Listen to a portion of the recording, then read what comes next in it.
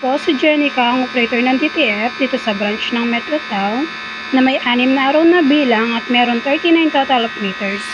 At ito na po yung printer head natin. Ang uling palit nito noong March 12, 2024 po.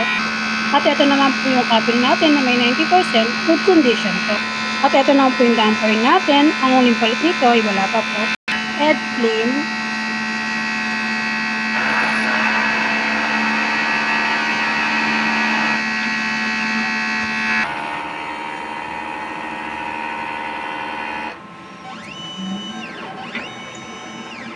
After head clean, punasan natin ng wiper. Nozzle check. Ink system natin, tama lang po ang label. At ito na po yung ground wire natin. Waste tank po natin, kakalinis lang po kahapon. At ito po yung EBR natin. Mga use, unused. Stock po natin ng DTF powder, DTF fill.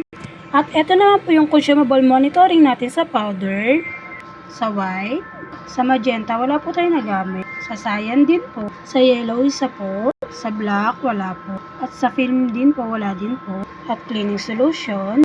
At ito naman po yung output record natin. At ito naman po yung maintenance checklist natin. Salamat po.